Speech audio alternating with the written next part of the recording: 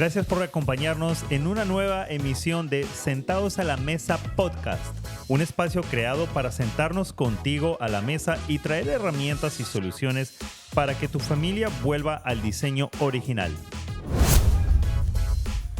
Hello everyone, my name is Ana Maria Bagnoli and I'm the founder of Transition. Thank you for connecting with us once again. I have the pleasure today to have a special guest with us. Her name is April Parkerson. She is the co-founder of Home Life Academy and director of Global. She is a homeschool mom of 6, and she recently participated in our 4th conference, Educa por Diseño 2025. Welcome, April. How are you? I'm very good. Thank you so much for having me. Thank you for joining us. We wanted to take a moment to share with our audience about Home Life Academy. And I'm very grateful to have you today because who could better speak about Home Life Academy than the co-founder? So let's dive in straight into this topic. We would like you to share the history of Home Life Academy. Many of our people, our followers, don't know you. You're a great resource. You were with us in our most recent conference, and you had a lot of attention because parents are concerned about certification and graduation, and here you come in. So please share a little bit about how Home Life Academy started and where you are now. Sure. So thank you so much. So Home Life Academy is a non-traditional U.S. private school. And the difference in our school versus, the private school in your community is that we allow parents to teach their children at home. So instead of coming to our main offices here in Jackson, Tennessee, and teaching a bunch of kids you don't know, we appoint you to be a teacher in your own home and to teach your own children. My husband and I started this in 2003. I was 22 when we felt this calling from the Lord to do this. I had an 18-month-old and I was very pregnant with our second son. And so we kind of started this, the story of how Home Life Academy got started. You can find that on our YouTube channel. And it was very much an orchestration of circumstances, the Lord putting the right people in our path.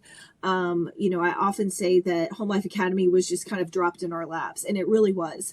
It wasn't really something that we were really looking for. It wasn't really a venture that we were exploring or anything like that.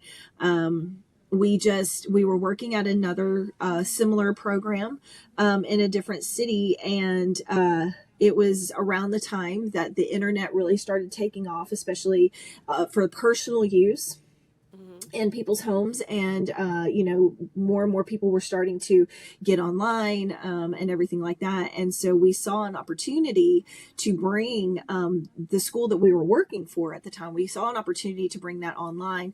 And the directors of that program didn't really want to move in that direction. And so by circumstance, a web developer just happened to come by our offices, and my husband David, he will talk to anybody about anything, and so David just started talking to this gentleman and developed a partnership, and his name was Dan Johnson, and he built our very first website. He built our very first database, and it just kind of took off from there. In that first year, I remember sitting around with our home group from our church at the time and saying, I figured up the math, and if we can get at least 800 families this first year, we would compensate for the loss of the income. And then, if we double that, and everything. And the Lord heard our prayer. And that first year we had 800 families. And the second year we had 1,600 families. And every year after that, it just started to double and it started to grow. And we just started to see exponential growth every single year. All along the way over the last 23 years, we've seen over and over again how, we're working in this field that the Lord has put in our path, and we're just his instruments. And he's directing our steps. He's taking this ministry and this school and this organization in the direction that he wants it. This was just something that my husband and I were just like, okay, we'll do this. And my husband is a visionary. He's a very, very visionary human. He can look at a piece of land and say, oh, I can see, buildings, and I can see, he's got very, very big dreams and very, very big ambitions.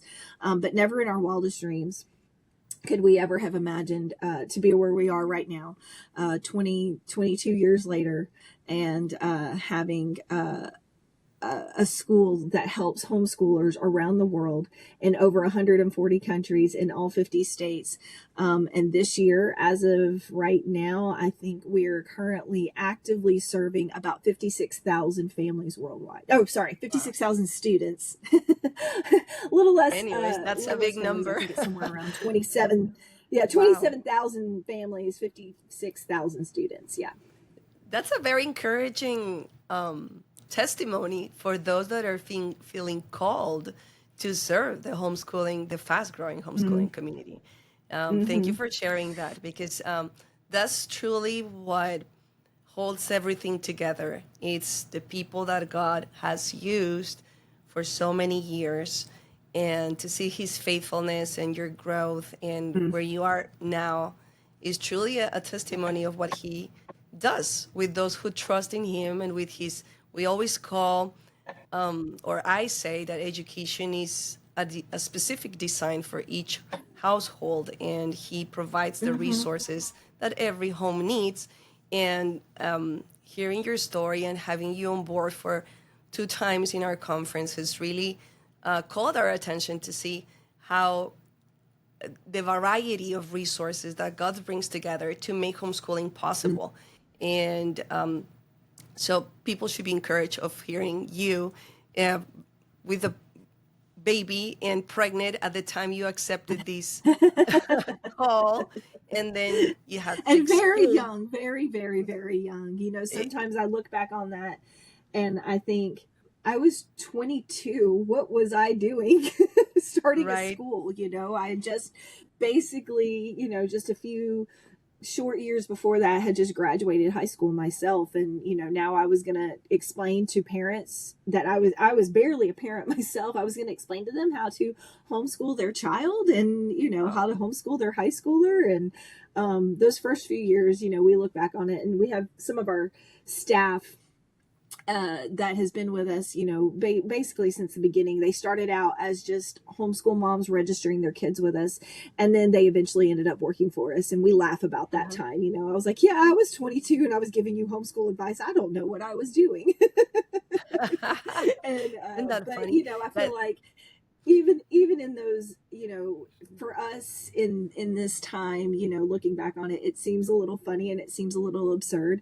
But I think, just like you said, the Lord had his hand in that, and he was guiding all of us to his greater purpose, and we're here for working in his kingdom, and however that looks, for us, it looks like working with Home Life Academy and reaching homeschoolers. For some, your ministry may just be limited to, and not limited because it's not small, but, just directly to impact your family, because, in my opinion, there is no greater calling than being a mom and being a wife and being a parent to mold, the next generation of humans and citizens and, spiritual warriors, in this world that we live in for the short time that we're here, and I feel like that is the biggest calling that any of us can have. I completely agree with you. There's no higher call than to be a mom, a homeschooler mom even, and see your children grow.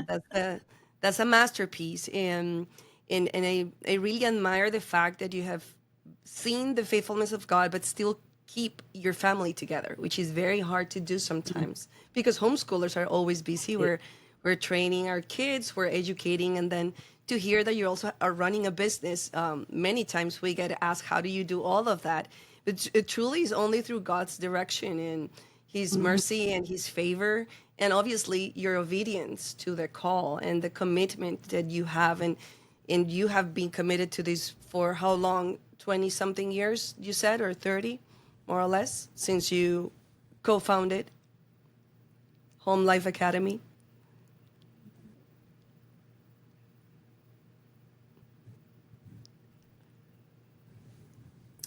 Sorry, a lot of that got messed up and The garbled connection? and Okay, everything. not a Yeah, the problem. connection. Yeah.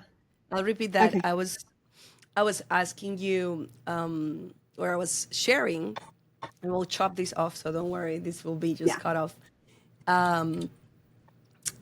That it's encouraging for parents to hear the level of commitment that some families that had accepted the call to serve the homeschooling community show and display. Like Home Life Academy has been founded since, what year did you found Home Life Academy? 2003. 2003. Non-stopping until 2025. How many stories you have there? How many families have you served while still building your own family? And we get that question a Right. lot when they see leaders in the homeschooling community. We ourselves are also home educating and raising our own children at the same time, and that's where Right.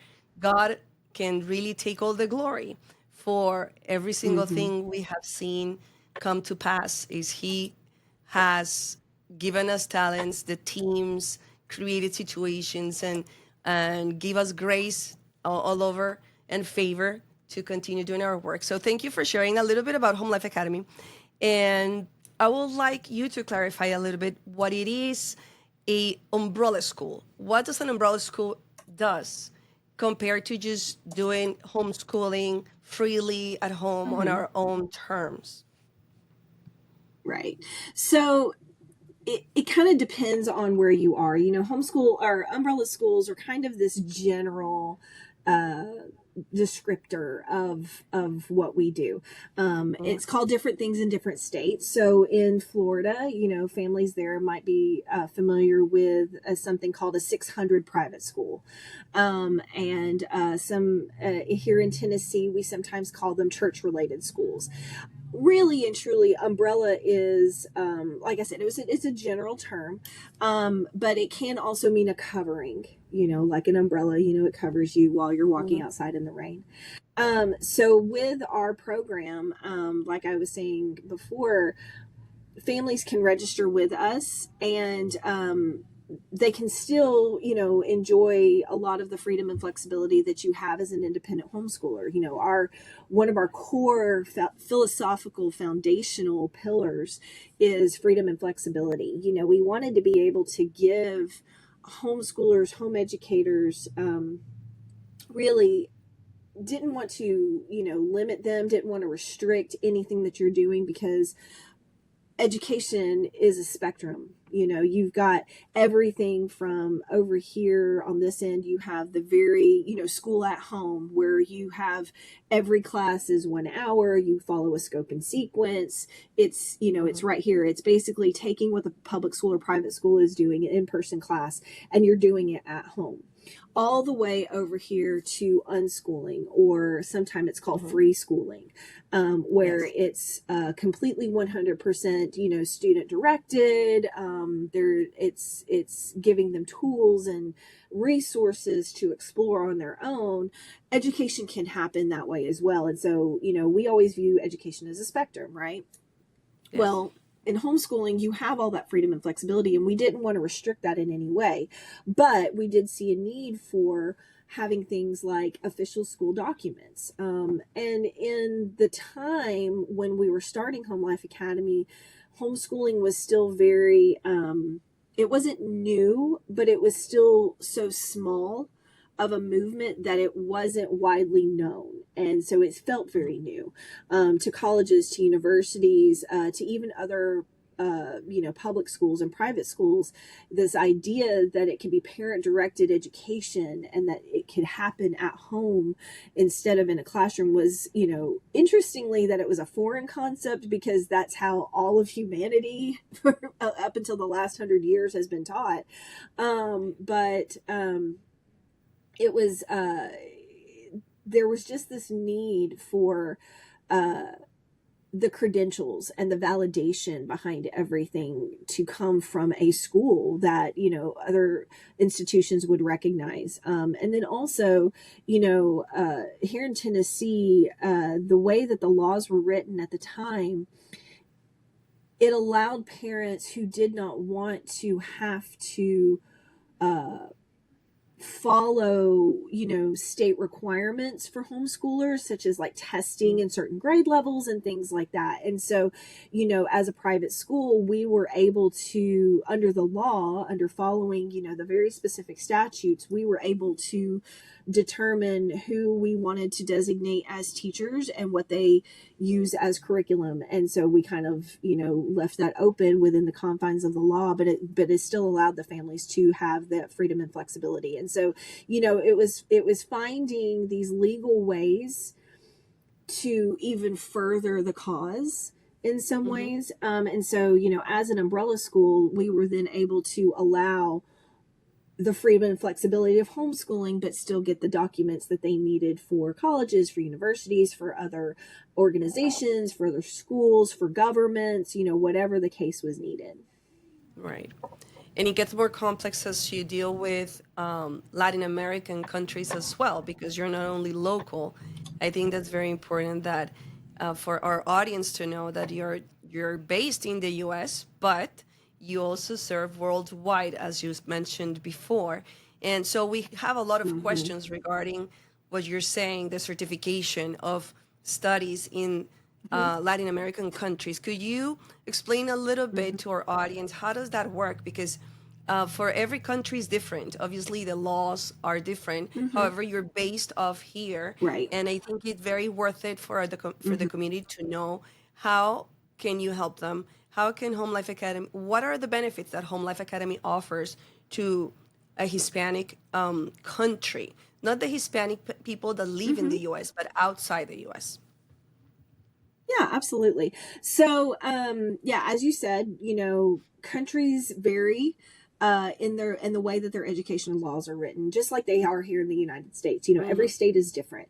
And so even within a country, you might get, you know, varying degrees of anything from, you know, when school is conducted, the calendar that they follow. For instance, in Ecuador, they have 3 different school calendars based on the geography of their country. So if you live on the coast, you have a different school calendar than those that live up in the mountains. And so, you know, it is very difficult to, as you can imagine, to really keep up with all of that. Our philosophy is that because we are an American school, we have very few requirements, but we do have some.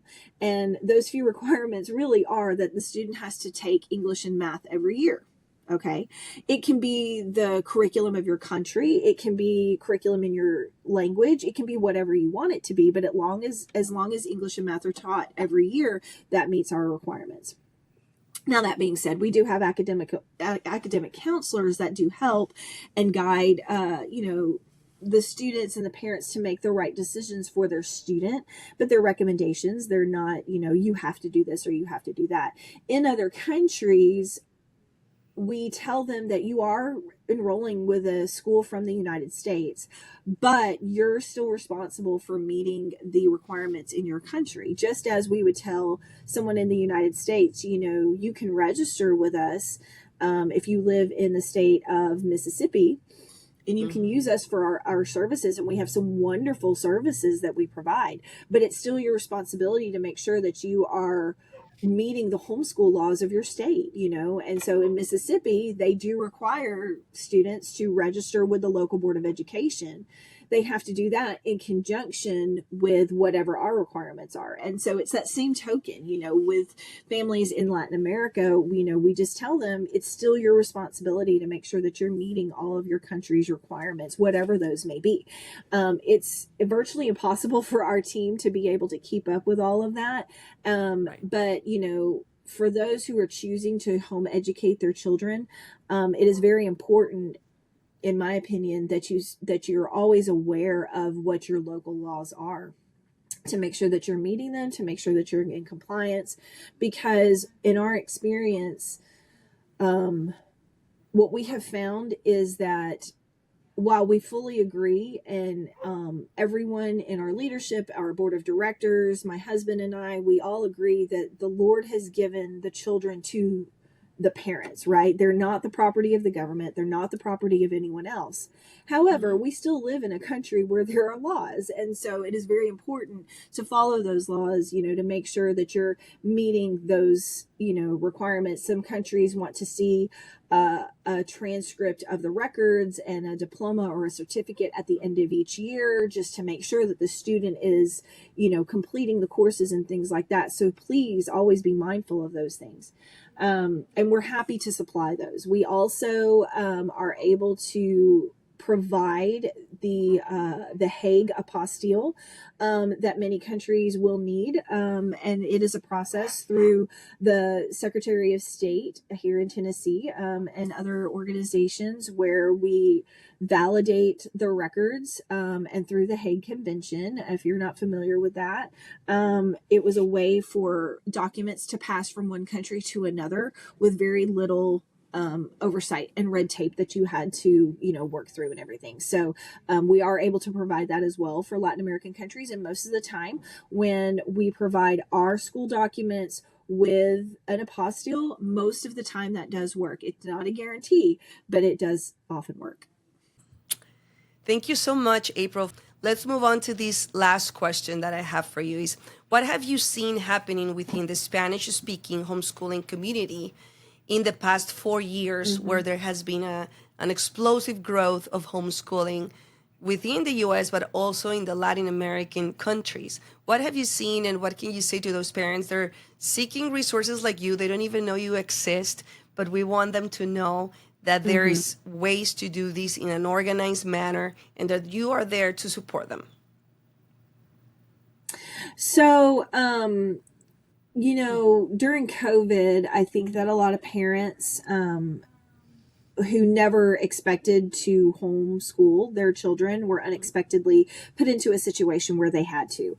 And what we found, both on the domestic and the global side of things, is that parents realized that they were able to accomplish more with their child than they could when they were sending them to school, educationally at the very minimal. But, they were also really appreciating the family quality time that they were able to have, that they wouldn't have had previously, with sending their kids to public school or private school. And granted, we understand that that was kind of a unique situation worldwide.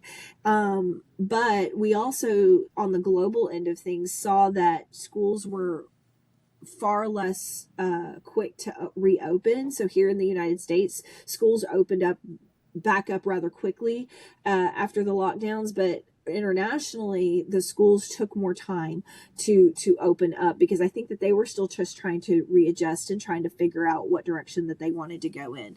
And so, on the global scale and in Latin American countries, what we saw were families had more time with their students. A lot of what we're experiencing with Latin American families, we still had pretty high retention rate post-COVID with families who stayed with Home Life Academy instead of going back to the schools that they were at before, because they saw the advantages of homeschooling within their family, within their own student. People choose to homeschool for a variety of reasons. Some of those are because some of us have chosen to homeschool because of religious, convictions, or just wanting, a bigger hand in our spiritual lives of our students.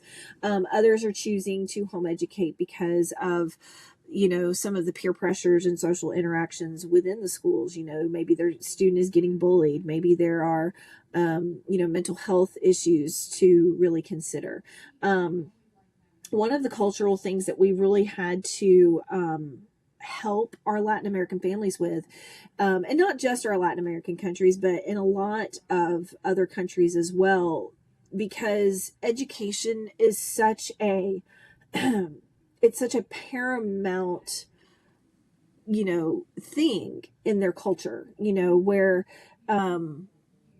to escape, the circumstances of your life, whether that means, living in an impoverished country, living in, bad circumstances or whatever. Education is your way out of whatever your circumstances are. And in our minds, in the cultural minds,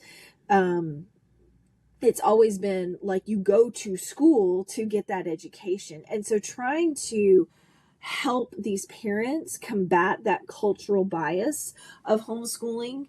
It's not just something that's here prevalent in the United States. It is all over.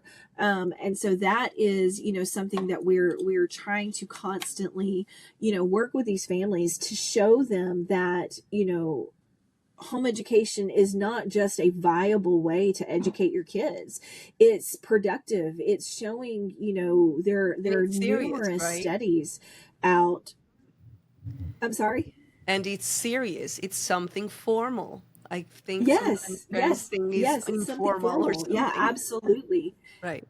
Absolutely. There's numerous studies right now from independent universities. There's also internal homeschooling statistics that are out that are showing that homeschooled students are testing 2 and 3 grade levels above the average child in public schools, and that's not a small statistic. That's not something that is just a whim or, a fluke in the data. That's verifiable. And that's been the case for at least the last 15 to 20 years, where students are consistently scoring above their public school counterparts. And there is some credence to that. There is some there really is something of substance to all of that. And it really directly comes back to the parents. And I think that there is this pressure among not just the Latin American community, but with all parents. You just always want to make sure that you're doing the best for your child. And our advice is always, you're choosing to home educate. You're not choosing the easy way out. If anything, you're choosing the harder path, right? Because you're directly involved with the education of your child. And that is a huge responsibility to take on. You're not going to do it perfectly, but the public schools don't do it perfectly. Right. But we do feel like you will do a better job than this public school, if for no other reason than you are there directing his or her education. You are having your hand in what they're learning. You're making the conscious choice of what to put in their path and what to protect them from. You are helping them to, through whatever your worldview lens is, whether it's a Christian worldview lens or, I just want them to be a good human and to be a good civil-minded, citizen, or, whatever your point of view is. We want you to be able to mold your child's education and to mold them in the way that you are bringing them up. And you're not, following the what the government says that you have to do or anything like that, because these are your children. We want, our mission statement says that we want to inspire and equip parents so that we can help you as a parent find your child's God-given gifts and to really bring them out and develop those gifts. That is our entire mission statement, because it is very important to us that, each child is living to their fullest potential and their fullest goals in life, and are used, our worldview is we want everyone to be used for the kingdom of God, eternally. So we I think we're both on the same page from our standpoint of view, which is the parents still the responsible for the education of the child. And for the Hispanic community, this is such a new thing to home educate. Mm-hmm. I always tell them, well, home education started back in Genesis. This is the original way of raising children. Absolutely. You're just discovering a path that we were not taught, because this is not natural in Latin American countries.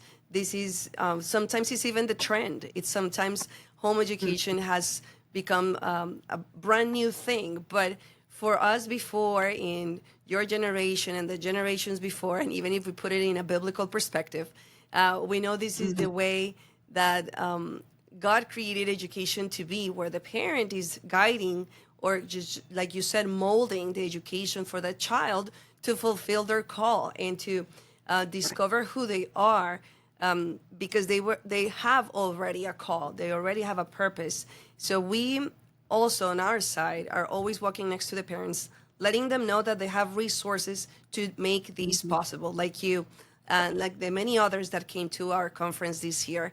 Everybody has been so strategically placed to fill in the holes, and the Lord really has a plan for anybody who wants to jump in home education. I think anybody can do it with the right support, with the correct tools. We are called to home educate. We just don't know that's our nature. And as a Hispanic mom, I had to learn from scratch. So I'm speaking from my personal experience. I came from Colombia, and I was completely schooled in a private school. Then I moved here and I went to public school.